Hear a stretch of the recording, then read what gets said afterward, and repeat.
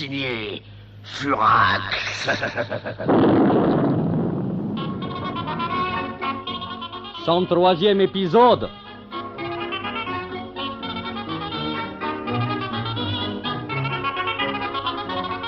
Voyez-vous, je ne vous comprends pas, Monsieur Black. Vous non plus, Monsieur White. Cherchez pas à comprendre, monsieur le ministre. Enfin, voyons, vous me faites demander une entrevue urgente, j'accepte. On me prévient que pour des raisons de sécurité, vous serez déguisé en clown. J'accepte.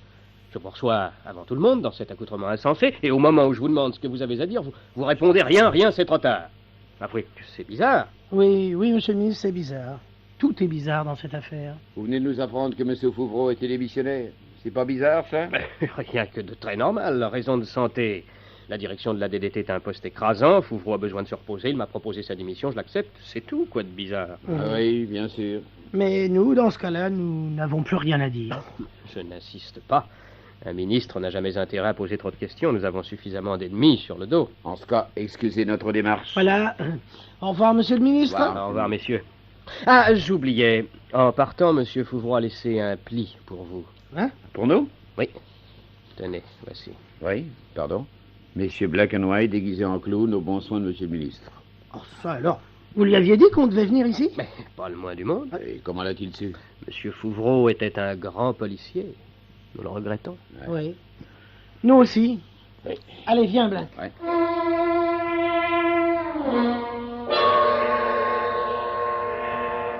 Oh, Ça, c'est inouï. insensé. On prend des précautions de sioux pour arriver jusqu'au ministre. On se déguise, on rampe, on s'entoure de mystère. Et vlan, Fouvreau savait déjà qu'on allait venir. Et il nous laisse un mot. Ça, alors. Quel culot. Relis-le encore. Mes chers amis, puis-je encore vous appeler mes amis? Je sais que dans quelques instants, vous viendrez faire votre devoir en livrant au ministre le secret de M. Fouvreau. Vous m'en voulez de vous avoir trompé, et je sais que la guerre va reprendre entre nous, à présent que je suis à nouveau Furax. Ouais, mais avant de nous battre, je veux que nous parlementions. J'ai 2 ou 3 choses à mettre au point avec vous, Black et White. Qui n'êtes pas de mes ennemis ordinaires, ceux que je tue. Nous sommes le 2 février, c'est la Chandeleur. Aussi vous fais-je la proposition suivante.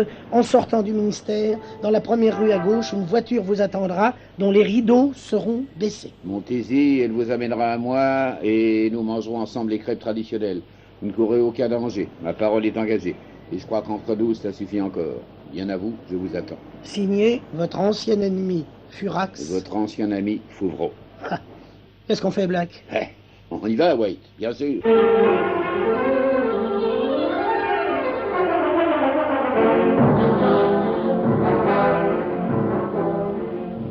Entrez, asseyez-vous. Furax va venir. Moi, je vais finir ma pâte à crêpes. Oui, surtout Malvina, n'y mettez pas de... D'arsenic, oh non, ne craignez rien. Nous avons l'estomac fragile.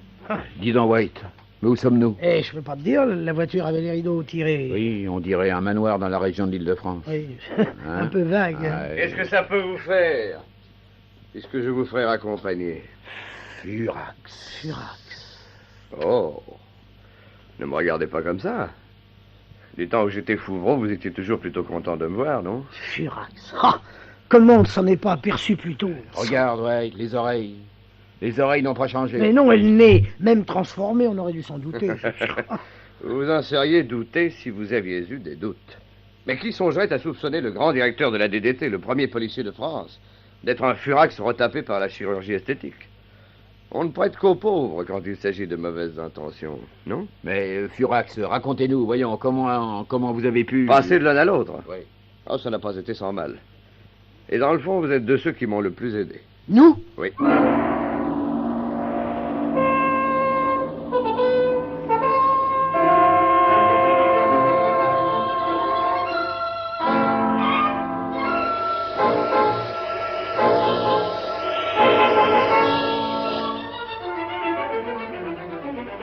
Il y a 5 ans, au moment où tout semblait perdu pour moi, après cette désastreuse histoire des barbus, vous avez décidé, c'était une affaire entre vous et votre conscience, de me laisser une chance. Une chance pour Furax, c'est toujours plus qu'il n'en faut. Je me suis éloigné sur la route dans la vallée de Chevreuse, tout seul, décidé à repartir à zéro. Vous vous souvenez que je m'étais évadé du palais de justice déguisé en avocat? C'est dans cet accoutrement que j'ai stoppé un poids lourd. De quel côté allez-vous? Et vous? Moi, je vais plaider à Dijon. Ben moi, je vais sur Dunkerque. Parfait, je monte avec vous. Ben, et votre client? Il aura 20 ans, c'est la belle âge. Alors, comme vous voudrez, hein, montez.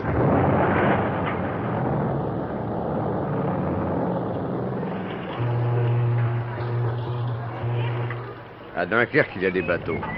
Sur les bateaux, on engage des soutiers. Je me suis fait embaucher sans hésitation. Bien baraqué, ça pourra faire l'affaire. T'as des papiers? Pas sûr pour l'histoire, hein, on embauche que les mecs réguliers. Je vous les apporte dans 5 minutes. Fais vite, hein, les places sont chères. Je n'avais pas un instant à perdre. Je prends ma carte d'identité. Le nom de Furax s'y est allé en grosses majuscules noires. Alors, sans hésitation, avec un stylo, j'y rajoute dans les intervalles en même caractère O, V, E, U. Furax venait de disparaître. Fais voir. Fourreau. C'est un nom du Poitou, ça. D'où que t'es? Avignon. C'est bien ce que je pensais. Allez, Oust, embauché. On part dans 2 heures.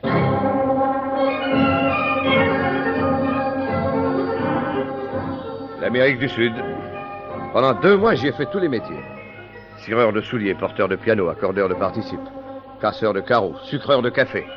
Et enfin, mâcheur de viande, chez un riche planteur qui n'avait plus de dents. Ce fut le début d'une nouvelle fortune.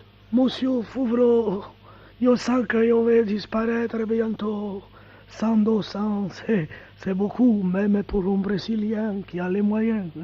Dans quelque temps, je vais manger les pissenlits pour la racine et je n'aurai pas besoin de vous pour les mâcher.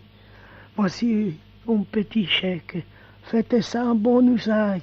Et n'oubliez pas trop vite le pauvre signor Esposito burlador perdizioni malaguena.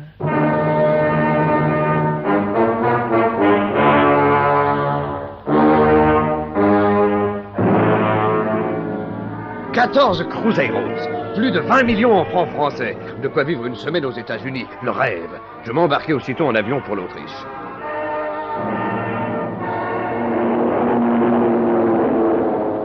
Vous vous souvenez de cet avion qui s'est écrasé en AOF où il n'y a eu qu'un seul rescapé? Oui.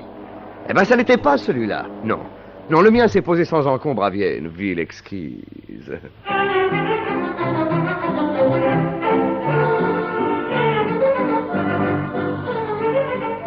Pourquoi Vienne? J'avais mon plan. On m'avait parlé d'un célèbre chirurgien esthétique, le docteur Sokolodovenko. Si vous me demandez anonymat et secret, cher monsieur, ça serait tout de suite beaucoup plus Je cher. m'en fous, je vous paierai. Alors faites-moi confiance. Je rendrai vous tellement méconnaissable que vous direz pardon, monsieur, quand vous passerez devant miroir. Ce fut une opération atroce. Ah!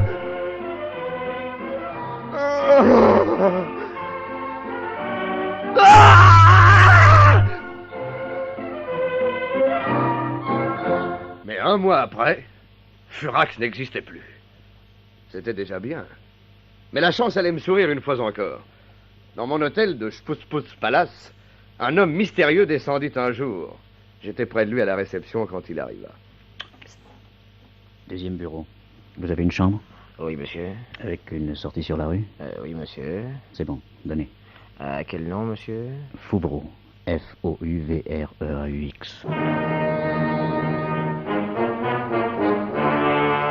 Fouvreau. Comme moi. Comme le nom que j'avais inventé à Dunkerque. La Providence était avec moi. Je le suivis pendant quelques jours. Je fouillai dans ses affaires soigneusement. Et une semaine plus tard...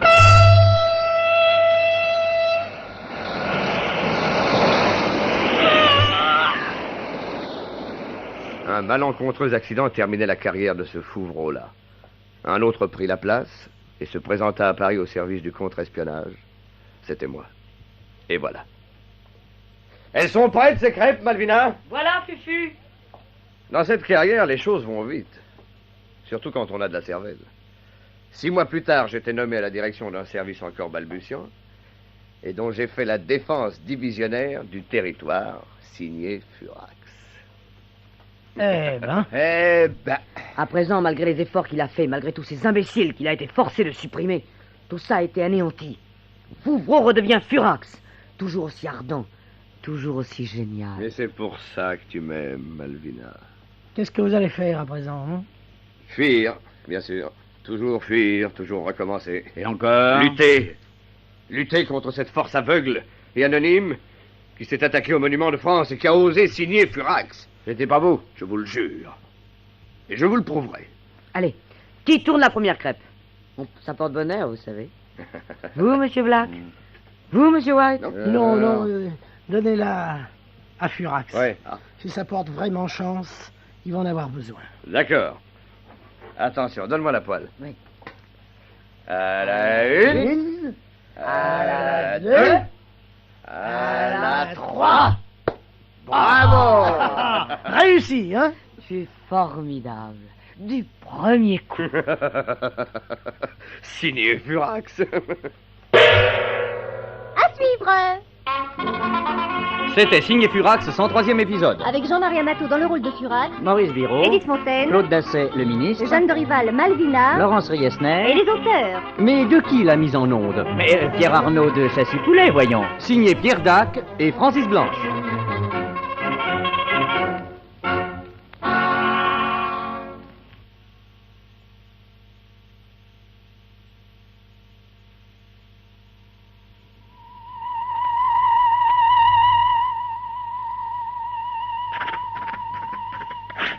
Signé Furax. 105e épisode.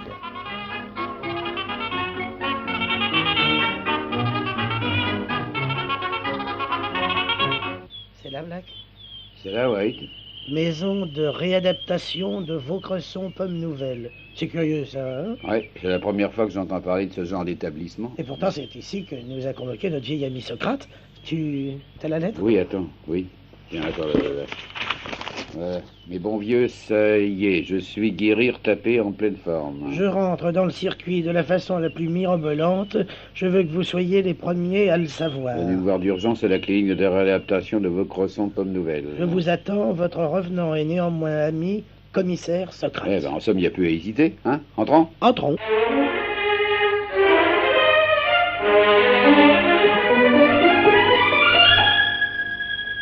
Mais pas du tout, monsieur Black et White, pas du tout.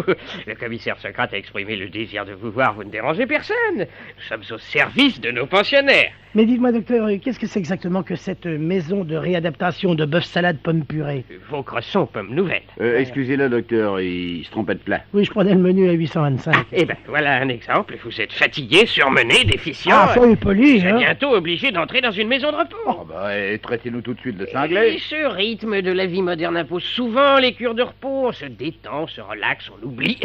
C'est la première phase du traitement. Et c'est ça que vous faites ici? Non, c'est le contraire. La deuxième phase. Avant de reprendre contact avec l'existence trépidante, l'organisme endormi et relaxé a besoin de se réadapter, de réapprendre à vivre brutalement. Et c'est ce que vous faites à pot-au-feu, pomme bouillie, là. Vaucresson Pommes Nouvelles. Oui, Oui.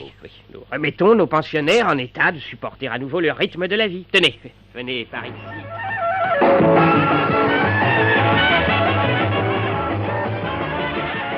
Nous leur remettons dans l'oreille les mélodies qu'ils avaient oubliées pendant leur cure de repos. Ah, joli! Ici, nous leur diffusons quelques ambiances qui renouent le contact avec la ville et ses charmes. Agréable. Et ceci, regardez. On dirait un compartiment de métro. un Très peu, hein? exactement.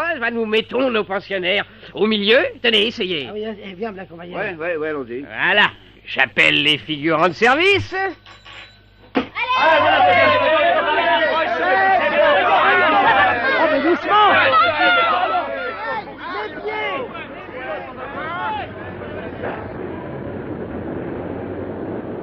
Et voilà, notre pensionnaire retrouve la douce ambiance du métro parisien. Oh, c'est extraordinaire. Extraordinaire, quelle Oh. organisation. Et de plus, toutes les demi-heures, nous lui faisons porter les feuilles d'impôt.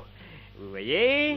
Oh, avertissement sans frais. Avertissement avec frais. Sommation. Commandement. Tir provisionnel. Saisie. 12e Tout supplémentaire. ceci pour que notre pensionnaire retrouve le rythme de la vie normale. Voilà le travail que nous nous imposons à la clinique de réadaptation de Jambon Beurre Pamalville. Vos croissants, pas de nouvelles. Et... Excusez-moi, je suis tellement fatigué, n'est-ce pas? Bon, eh bien, docteur, si vous voulez bien, venons-en au commissaire Socrate. Tu nous as convoqués ici. Comment va-t-il? Au mieux, entièrement réadapté, prêt à affronter tous les problèmes de l'existence. Il revient de loin, hein. Ah oui, et quand on l'a trouvé inanimé dans les bois de ville d'Avray, il semblait avoir été drogué, il avait perdu la mémoire. C'était quand? Et déjà le 6 décembre. Ah. Et c'est le 14 novembre que nous l'avions vu pour la dernière fois dans les bois de Marly.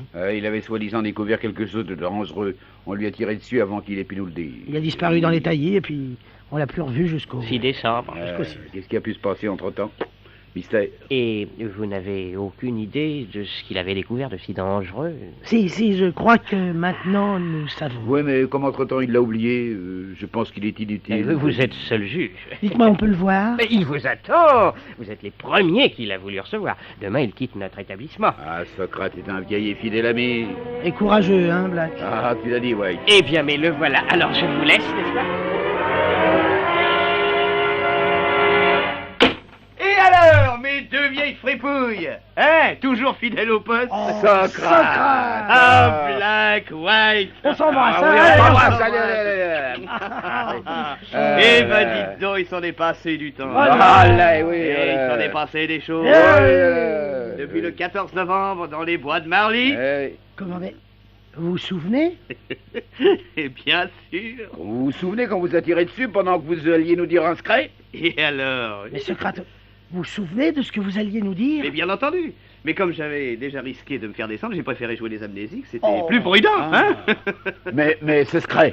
C'est celui que vous avez découvert il y a 8 jours, mes amis. Je suis au courant de tout, vous voyez? Non. Oui, c'est le 9 novembre que j'ai eu mon premier soupçon. Oui, le jour où nous avons rencontré Malvina et qu'elle nous a emmenés les yeux bandés voir Furax quelque part en France. Exactement. Ce jour-là, vous m'avez raconté qu'en revenant de voir Furax, vous avez appelé Fouvreau d'urgence au téléphone. Et on nous a répondu qu'il était en voyage. Eh bien, vous voyez, c'est idiot. Mais sans raison, et ce jour-là, j'ai eu mon premier soupçon. Flair de policier peut-être, mais j'ai senti que Fouvreau était Furax. Et depuis ce jour-là, votre vie était en danger. Oui, Furax s'est vite rendu compte que je le soupçonnais flair d'aventurier, lui. Mais dites-moi, Socrate, qu'est-ce que vous êtes devenu entre le 14 novembre et le 6 décembre? Ah, voilà la seule chose que j'ai vraiment oubliée. C'est un trou noir qui m'a recueilli, qui m'a soigné, guéri. C'est impossible de m'en souvenir. Furax, peut-être. Furax? Oui, oh, sa conduite est toujours paradoxale. Ainsi, quand il a donné sa démission de la DDT au ministre sans fournir de raison, on lui a demandé qui il aurait souhaité comme remplaçant. Oui, Ouais. alors? Bon, eh bien, il a répondu...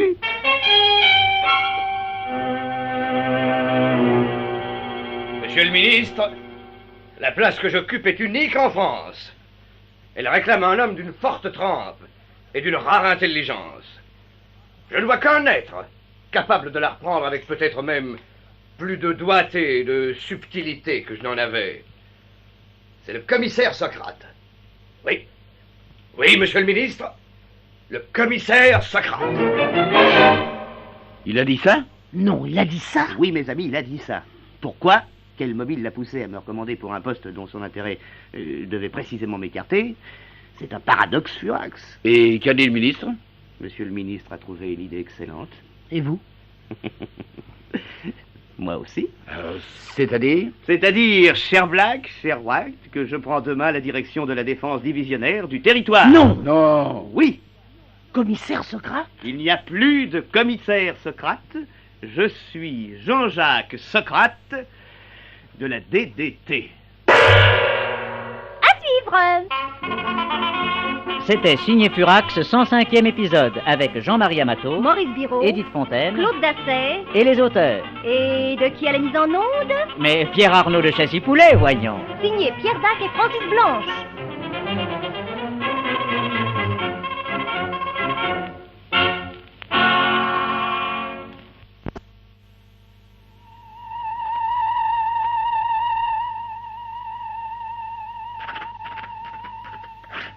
Signé Furax. 106e épisode.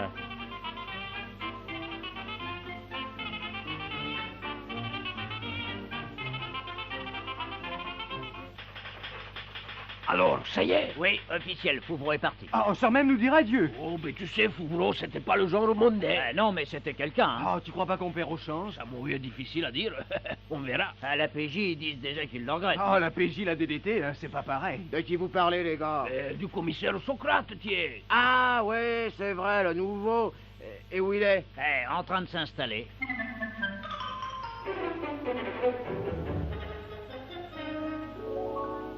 Alors, voilà, commissaire Socrate. Il n'y a plus de commissaire Socrate, mademoiselle Fiotte. À partir de maintenant, il y a Jean-Jacques Socrate, directeur de la DDT, compris? Oui, monsieur le directeur. Il ne m'appelait pas monsieur le directeur, c'est trop long. Bien, monsieur Socrate. Ni monsieur Socrate, ça fait pédant. Oh, bien, monsieur Jean-Jacques. Ni monsieur Jean-Jacques, c'est trop familier. Bien, monsieur. Pas plus que monsieur, ça fait trop vague, trop pas personnel. Oh, ben alors... Eh Non, bah qu'est-ce qui vous prend, mademoiselle Fiotte? Ben, c'est plus comment vous appelez, alors fait. Eh Pour attirer votre attention. Dites-moi, mademoiselle Fiotte, vous ne seriez pas un tantinet stupide par hasard? D'après monsieur Fouvron, sûrement pas. Ah, vraiment? Et pourquoi? Parce que lui, il disait que j'étais complètement idiote. Ah, et- je vois, oui. Alors comment faut-il que je... Eh ben, vous m'appellerez patron, oui? Oui, patron. J'espère que nous nous entendrons. Vous étiez très attaché, monsieur Fouvron, je crois. Oh oui, patron, c'était un homme très dur, très exigeant, mais je ne l'oublierai jamais. Oui, je comprends. Toutefois, je vous conseille de reporter sur moi l'attachement que vous aviez pour lui. C'est déjà fait, patron. Voilà qui est parlé. Alors, vous disiez. Eh ben voilà, et je disais, voilà la porte ici, Oui. l'autre porte là, la fenêtre là-bas, derrière vous, Oui, oui. le plafond Oui, au-dessus. oui, je connais, mademoiselle Fiotte, je suis souvent venu dans ce bureau, alors. Oh, excusez-moi, je pensais que c'était normal de faire la jeune fille de la maison pour vous accueillir. Aimable à vous, mademoiselle Fiotte. Voyons. Oui. Bon, eh ben, il va falloir tout chambarder. Tout s'embarder. Oui, tout changer. Tout ce qui rappelle Fouvreau doit disparaître. Il faut faire place nette et peau neuve. Tenez, pour commencer, je ne veux plus de ce tapis cloué, là, je veux de la moquette. Mais patron, c'est pareil. Vous me comprenez mal. J'ai horreur des clous. Je ne peux pas sentir des clous. Ah. Je suis claustrophobe. Alors, je veux de la moquette collée. Vu? Ah, bien, patron. Alors, rappelez-moi l'équipe de permanence, tout de suite. Oui, patron. Vous autres, amenez-vous en vitesse. Allez, Bon, amenez-vous. alors bien, attendez, alors. S'il vous plaît, prenez ce bureau, mettez-le dans le coin. Bon, alors démontez les radiateurs. Mettez-les au milieu, les classeurs par-dessus. Voilà, les fauteuils, les chaises, l'un dans l'autre. Alors, pressons, en pyramide. Bon, alors et maintenant, foutez-moi tout ça dans l'escalier. Exécution.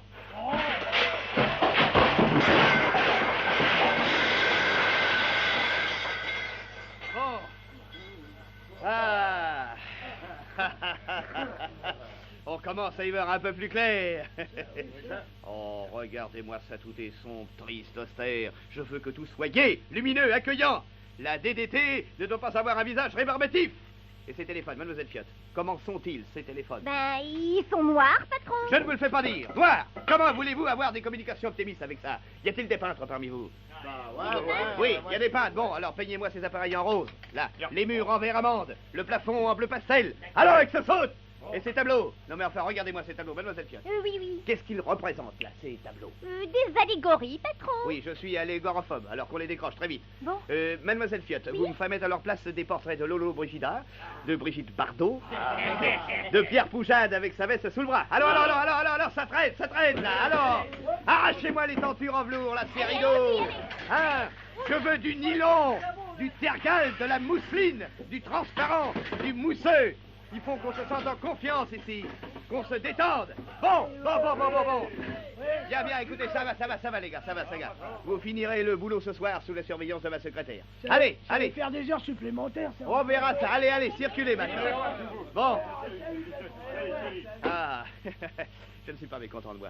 Mademoiselle Fiotte, maintenant, rassemblez-moi mes subordonnés. Bien, patron, bien. Allez, tout le monde, c'est le patron. Messieurs, C'est le nouveau, hein. messieurs, selon l'usage, Le bisu. Oh, pardon. je vous en prie, n'est-ce pas? Je me ferai sans ligne. Messieurs, selon l'usage, j'ai tenu à prendre contact avec vous, Carcapoil, Brossarbourg, Herbeton, Marilyn et les autres. Présent, patron. Mademoiselle Fiotte, Oui. comment mon prédécesseur dirigeait-il les services de la DDT? Oh, avec une main de fer dans un gant de boxe. Exact, messieurs? Exact. Eh bien, dorénavant, sous ma direction, ce sera avec une main de toilette dans un gant de crin. Vous voyez ce que je veux dire? Oui. Bon, pour Moi, je commencer... vois pas bien, mais ça fait rien. Ça n'a pas d'importance. Pour commencer, Carcapoil et Brosserbourg, vous vous rendrez à l'anthropométrie. Vous détruirez toutes les empreintes digitales. Et vous me ferez prendre des nouvelles. Ah ben, patron... Je remets tout à neuf. Ah bon? Par conséquent, je veux des empreintes digitales fraîches. Mais patron, ça va pas être Débrouillez-vous, commandé. c'est Ah un ordre. Autre chose. Je tiens à ce que la plus stricte discipline soit observée. Aucune défaillance, n'est-ce pas? Aucun relâchement ne seront tolérés.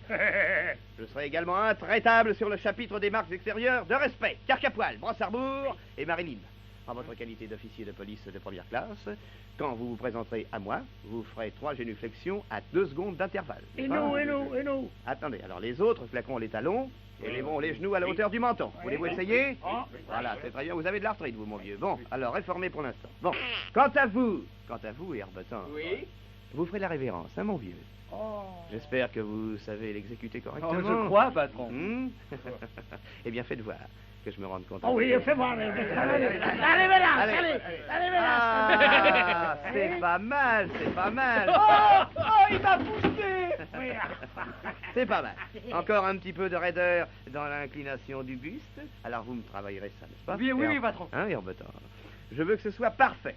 Et quand ce sera au point, je vous déléguerai peut-être à la prochaine présentation des débutants à la cour d'Angleterre. Oh, patron, le rêve de ma vie. Bon, je pense ne rien avoir oublié. Ah, un dernier point sur lequel j'attire votre attention. La tenue. Les hommes de la DDT se doivent d'être impeccables. Mettez-vous sur un rang. Pousse pas, toi.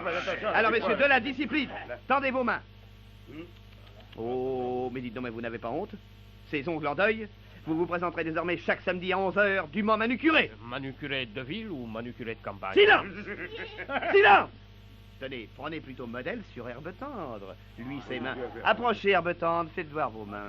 Elles sont soigneusement entretenues. Oh, je me les mets sur les de beauté, patron. Très bien, très bien. Toutefois, je vous conseille pour vos ongles un vernis un peu plus discret, n'est-ce pas? Ah, mais c'est la tête à la mode, patron. Topaz brûlé. Oui, ben un vernis de base suffira, n'est-ce pas, Herbe Tendre? Dernière recommandation, faites aménager vos bureaux à l'imitation du bien, compte tenu naturellement de votre position hiérarchique. Voilà. Je vais planter des arbres, moi. Bon, c'est très bien. Alors c'est tout, vous pouvez disposer. Allez. Ça va pas être de la tarte, tiens. Pas commode, le patron. Allez, Moi, allez. je le trouve très compréhensif. Alors, mademoiselle Fiat, qu'en dites-vous? Il t'attend, patron. Hein? Vous regrettez toujours Monsieur Fouvreau? Oh non, patron. Ah, j'y pense. Dites-moi, il manque un piano dans cette pièce, vous en ferez venir, hein? Oh oui, patron. Ah, ça a l'air de vous plaire, musicienne, mademoiselle Fiat. Oh, un peu, patron. Mais je suis pas pianiste. Vous jouez de quoi, alors? De la timbale milanaise et de la trompette boussée à l'émery. Eh bien, vous apporterez vos instruments. De temps en temps, pour se délasser, on fera un peu de musique de bureau. Et ça nous... Oh! Oh! Oula! Oula! Qu'est-ce qu'il y a, patron? Mais vous êtes tout pâle. Oh, mon Dieu! Oh, une douleur subite, violente, derrière l'oreille gauche, à la base du cervelet. Oh, mon Dieu, que ça fait mal! Oh! Je vais chercher de l'aspirine, patron, avec un œuf dur. C'est souverain. Non, inutile! Oh, Dieu, que je souffre. Mademoiselle Fiat, Patron. tous les ordres que je viens de donner, annulés, transmettez à tous les services. Et Et quoi, patron? plus de changements, plus de chambardements. Rappelez l'équipe de permanence, qu'on remette tout en place. Oui, tout en place, comme avant. À suivre. C'était Signé Furax, 106e épisode. Avec Jean-Marie Amato, Maurice Biraud, Édith Fontaine, Claude Dasset, Robert Franck, Paul Leperson, Jeanne de Rival, Laurence Riesner et les auteurs. Et de qui fait la mise en onde? Mais Pierre Arnaud de Sassy-Poulet, voyons. Signé Pierre Dac et Francis Blanche.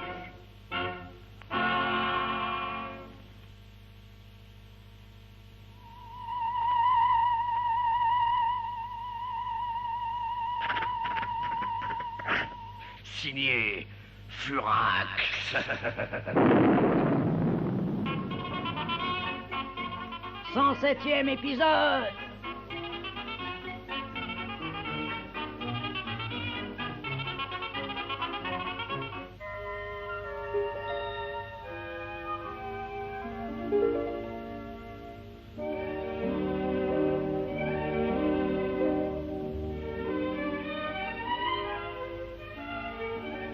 Perdu dans un vallon tranquille du côté de la forêt de Rambouillet, le petit manoir des Coudes s'il pleut, dont les fenêtres étaient closes depuis près de 10 années, frémit ces jours-ci d'une vie nouvelle. Les persiennes ont claqué gaiement contre les vieux murs de pierre, et le pâle soleil d'hiver réchauffe lentement les fleurs passées des grands tapis de laine. Le vieux père Boutriquet, gardien et jardinier du manoir, qui était le seul hôte des lieux pendant de longues années, n'en croit pas ses yeux, ni ses oreilles. Alors, père Boutriquet, il y a de nouveau des pigeons dans le nid? Des pigeons, des pigeons! Tu préfères me tirer des coucouets? Oh, qui viennent nicher dans le trou des autres. Et c'est donc point tes patrons qui sont de retour. Postés, ils ont prêté le manoir des coups de cible à leurs amis, monsieur et madame Carnahou, qui arrivent des colonies. Enfin, ça vous met un peu de gaieté dans la maison, père Boutriquet. La gaieté, oh, elle est d'une humeur de chien, lui. Elle est bien douce et bien simple. Mais lui, Dieu, oh, il tournicote dans tout le manoir comme un pitois dans une cave. Drôle de pistolet,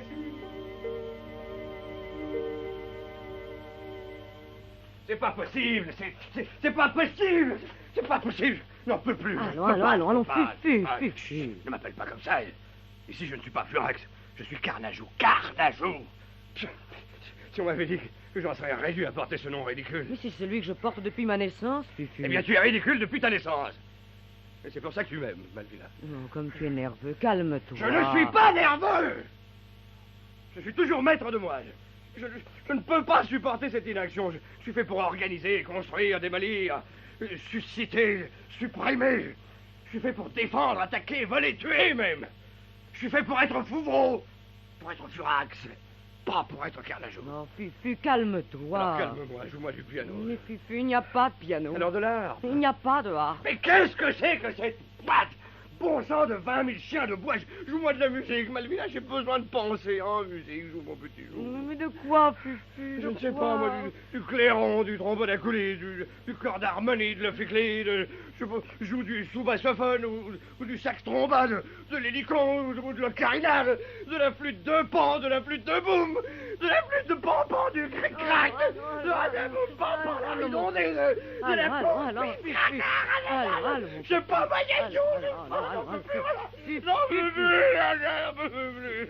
allons, mon petit, allons. Quoi donc? Bobo, Malvina. Oui.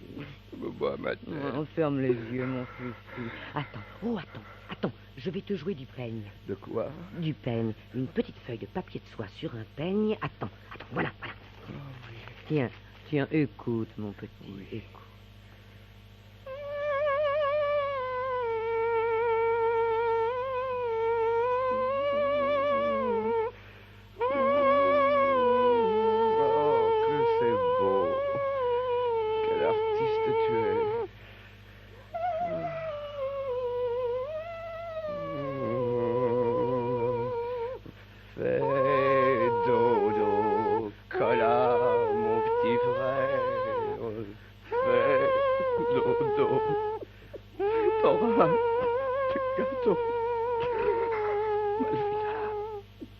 Il n'y a que toi au monde pour me comprendre, Furax. C'est pour ça que tu m'aimes, Malvina. Oui. Tu te sens mieux? Oui, c'est parfait. Je passe à l'action. Mais comment pourras-tu sans bouger d'ici? Tu oublies que je suis toujours directeur de la DDT. Non, Fufu, non, rappelle-toi, tu as démissionné, tu as disparu. On a nommé Socrate à ta place. Oh, naïf enfant. Socrate. Mais Socrate, c'est encore moi. Tu sais bien que Socrate, malgré sa guérison apparente, est toujours sous l'effet de la piqûre que je lui ai administrée et qui en fait ma créature, mon zombie. Tu sais bien que, psychiquement, Socrate est en relation avec moi. Il me suffit de penser fortement à lui, et le voilà qui reçoit mon message télépathique. Une légère douleur derrière l'oreille, et il m'obéit. Il fait tout ce que je lui dis de faire, tout en croyant que l'idée vient de lui. Oh, tu es génial, mon ami. Le mot est faible, Malvina. Mais comment vas-tu te servir de Socrate à présent? Je vais continuer la lutte contre les babus. Mais tu as des éléments? Plusieurs. Avant tout, ce carnet d'adresse confisqué à Claquemuf, le jour de son arrestation ratée à la Porte Dauphine. Mais où est-il, ce carnet? Dans mon tiroir secret, à la DDT. Laisse-moi me concentrer. Me concentrer sur mon ami Socrate.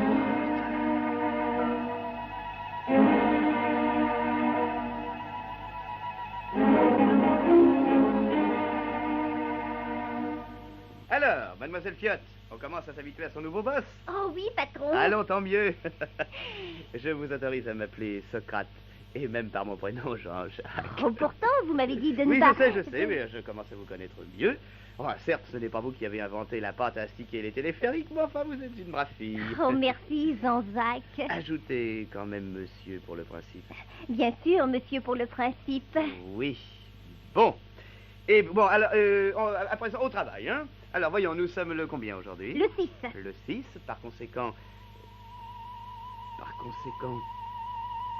va pas, patron? Vous avez l'air tout sourd. Ah, ce mal de tête qui me reprend. Derrière l'oreille gauche? Oui.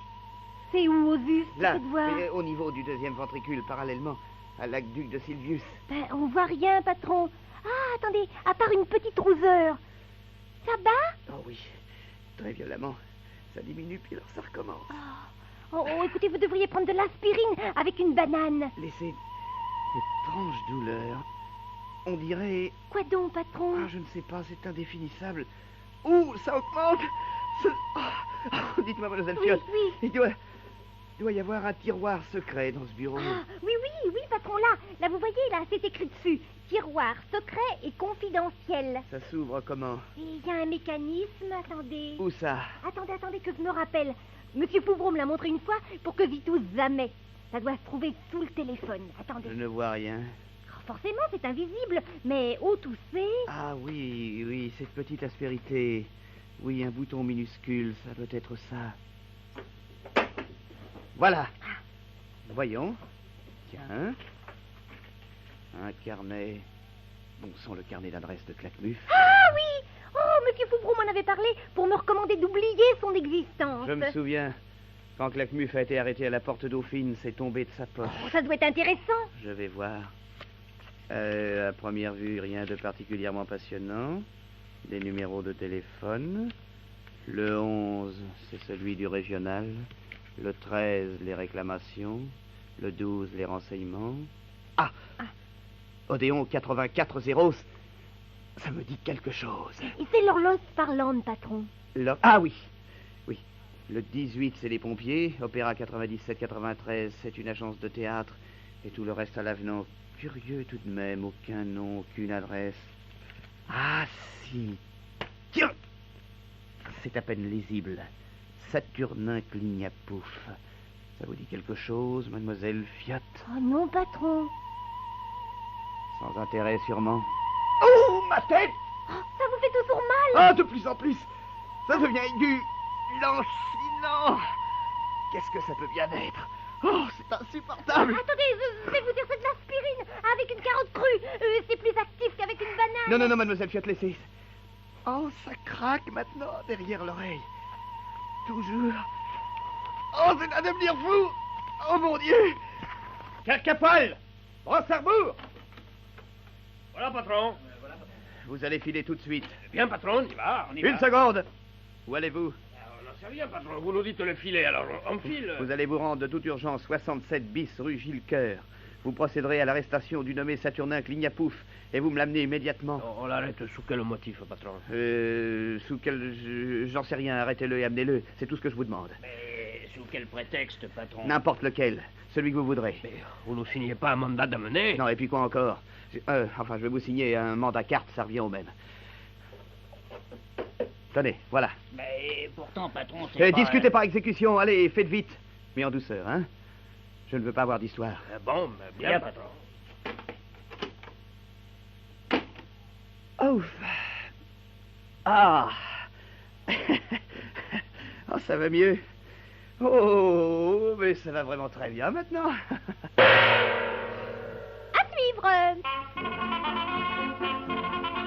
C'était Signé Furax, 107e épisode. Avec Jean-Marie Amato dans le rôle de Furax, Jeanne Dorival dans celui de Malvina, Maurice Biraud, le commissaire Socrate, Laurence Riesner, Claude Dasset, Édith Fontaine, et les auteurs. Mais de qui est la mise en onde? et Pierre Arnaud de Chassis-Poulet, voyons. Signé Pierre Dac et Francis Blanche.